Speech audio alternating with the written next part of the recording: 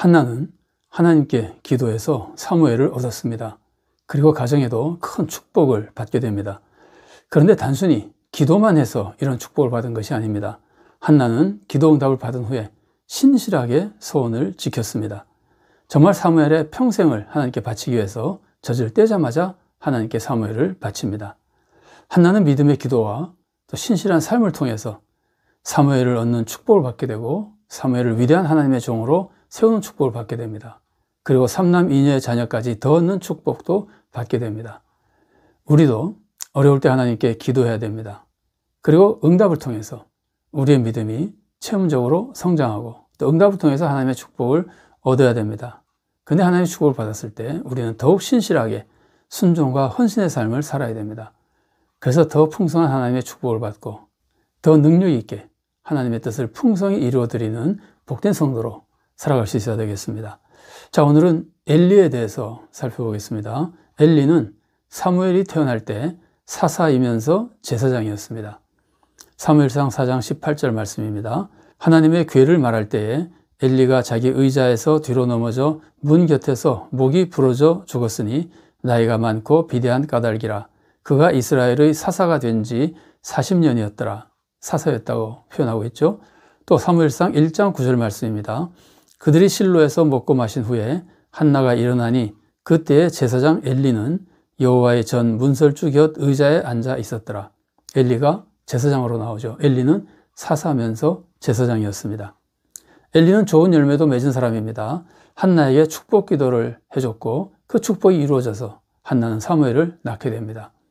또 사무엘이 하나님의 음성을 들었을 때 사무엘은 그게 하나님의 음성인지 몰랐잖아요. 그러나 엘리는 그것이 하나님이 부르신 것이라고 깨닫고 사무엘에게 그것을 알려줍니다. 사무엘상 3장 9절 말씀입니다.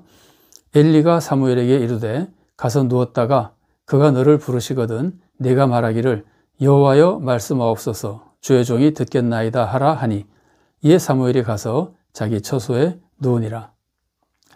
또 엘리는 사무엘을 잘 지도했고 사무엘은 정말 위대한 신앙의 지도자가 됐습니다. 이런 점들은 엘리가 맺은 좋은 열매들이라고 볼 수 있습니다.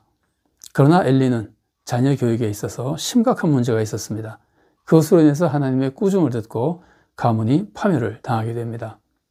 엘리의 두 아들 홈리와 비나스 보십시오. 이들은 악을 많이 행했는데 엘리가 그들의 악행을 강력하게 막지 못합니다. 하나님은 엘리가 자기 아들들을 하나님보다 더 사랑해서 그런 것이라고 하며 엘리를 정죄하십니다. 사무엘상 2장 29절 말씀입니다. 너희는 어찌하여 내가 내 처소에서 명령한 내 제물과 예물을 밟으며 내 아들들을 나보다 더 중히 여겨 내 백성 이스라엘이 드리는 가장 좋은 것으로 너희들을 살찌게 하느냐. 그래서 결국 엘리 집안은 무서운 징계를 받아서 비참하게 망하게 됩니다. 사무엘상 2장 32절과 33절 말씀입니다. 이스라엘에게 모든 복을 내리는 중에 너는 내 초소의 환난을 볼 것이요 네 집에 영원토록 노인이 없을 것이며 내 제단에서 내가 끊어버리지 아니할 네 사람이 내 눈을 쇠잔하게 하고 내 마음을 슬프게 할 것이요 내 집에서 출산되는 모든 자가 젊어서 죽으리라. 자, 엘리가 좋은 열매도 맺고 또 무서운 징계도 받은 모습에서 우리가 배울 수 있는 점들이 있습니다. 우선 한편으로는 우리는 엘리를 여러 가지 면에서 아들 양육은 잘못했지만 다른 여러 가지 모습에서 괜찮은 신앙 지도자라고 생각해 볼 수도 있습니다. 한나를 축복한 것이 이루어진 것을 보면은 엘리는 영적 축복권이 있는 신앙 지도자였다고 볼 수 있습니다. 그리고 사무엘을 잘 지도한 모습에서 우리는 엘리가 정상적인 교육 능력이 있는 신앙 지도자라고 볼 수도 있습니다. 엘리는 기본적으로 문제가 많은 잘못된 신앙 지도자라고 볼 수도 있습니다. 아마 잘못된 신앙 지도자라고 보는 것이 엘리의 모습을 개괄적으로 볼 때는 더 맞는 평가라고 생각할 수 있습니다. 엘리는 하나님보다 자녀를 더 중하게 여긴 사람입니다. 이것은 심각한 불신앙이죠. 이런 불신앙 때문에 엘리는 자녀 교육에 실패한 겁니다. 그리고 엘리는 이스라엘 백성이 잘못된 신앙생활을 하는 것을 바로잡아주지 못한 신앙 지도자입니다. 자, 이스라엘 백성이 이런 잘못된 신앙생활 때문에 블레셋에게 패하죠. 패하기만 한 것이 아니라 패한 다음에는 또 법궤만 있으면 이길 수 있다는 미신적인 신앙의 모습을 백성들이 보여주고 있습니다. 이런 모습은 신앙 지도자인 엘리가 백성을 올바른 신앙으로 잘 지도하지 못했다는 것을 보여줍니다. 엘리가 이렇게 잘못된 신앙 지도자인데도 엘리가 한나를 축복한 것이 이루어지고 엘리가 사무엘을 좋은 지도자로 세우는 모습 같은 것을 보면 이것은 하나님의 은혜라고 볼 수 있습니다. 하나님은 직분자를 세워주시면 하나님의 영광을 위해서 또 백성의 유익을 위해서 그 직분자를 하나님께서 귀하게 사용해 주시고 직분자가 사명을 감당할 수 있도록 도와주시는 겁니다. 엘리는 하나님에 의해서 세워진 제사장이고 또 사사고 부족한 모습이 많이 있었지만 그래도 하나님께서는 직분자로 세우신 엘리를 그렇게 귀하게 사용해 주신 겁니다. 엘리의 문제점 우리가 살펴본다면 엘리는 하나님의 뜻이 무엇인지 아는 사람이었습니다. 사무엘을 부르시는 하나님의 음성을 알았던 사람이죠. 또 홈리와 비느하스의 행실이 잘못됐던 것도 알았던 사람입니다. 그러나 하나님의 뜻대로 살지 못하는 사람들을 엘리는 바로 지도하지 못했습니다. 두 아들의 악행을 판단했습니다. 바르게 판단했습니다. 그래서 그들을 꾸짖었습니다. 그러나 강력하게 지도하며 그들의 악행을 막지는 못했습니다. 사무엘상 2장 24절과 25절 말씀입니다. 내 아들들아 그리하지 말라. 내게 들리는 소문이 좋지 아니하니라. 너희가 여호와의 백성으로 범죄하게 하는도다. 사람이 사람에게 범죄하면 하나님이 심판하시려니와 만일 사람이 여호와께 범죄하면 누가 그를 위하여 간구하겠느냐 하되 그들이 자기 아버지의 말을 듣지 아니하였으니 이는 여호와께서 그들을 죽이기로 뜻하셨음이더라. 엘리는 바르게 지도할 만큼 지식이 있었으나 실제로 바르게 지도할 수 있는 권위와 열정이라 그럴까? 그런 것들이 부족했던 겁니다. 엘리는 백성의 악한 신앙생활도 바로 지도하지 못했습니다. 백성이 법궤를 전쟁터로 가져갈 때 바르게 지도하지 못했습니다. 법궤는 하나님의 현존의 상징이고 법궤를 보면서 하나님을 기억하고 하나님을 믿고 죄를 회개하고 정말 믿음으로 하나님의 뜻에 맞는 백성으로 전쟁에 나가라고 가르쳐야 됩니다. 그러나 백성은 법궤를 보고 하나님을 믿는 믿음을 새롭게 한 것이 아니라 법궤 자체를 믿어버렸다는 말이에요. 법궤만 있으면 이긴다고 생각했다는 말이에요. 이건 미신적인 신앙이잖아요. 백성은 이런 법궤를 믿는 미신적인 믿음으로 전쟁에 나가게 되고 참패하게 되는 겁니다. 심지어 법궤까지 빼앗기게 되는 겁니다. 이런 백성의 잘못된 신앙은 신앙 지도자의 많은 책임이 있다고 볼 수밖에 없으니까 엘리는 이런 면에서 굉장히 부족했던 모습을 우리들에게 보여주고 있는 겁니다.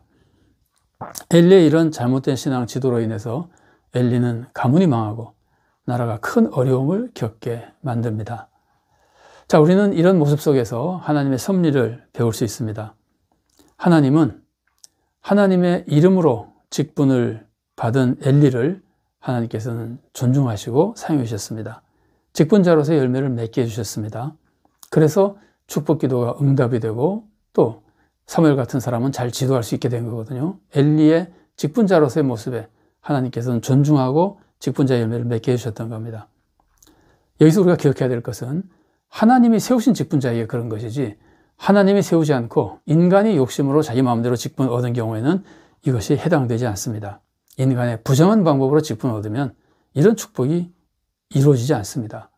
하나님이 세운 직분자라면 하나님이 존중해 주시고 열매를 맺게 해주십니다.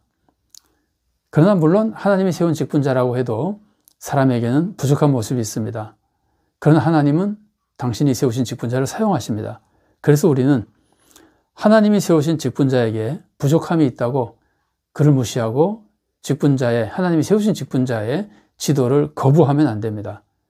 우리도 직분자를 존중하고 부족한 모습이 있다 하더라도 하나님이 세우셨으니까 존중하고 정말 함께 하나님의 축복을 받는 성도로 살아가야 됩니다.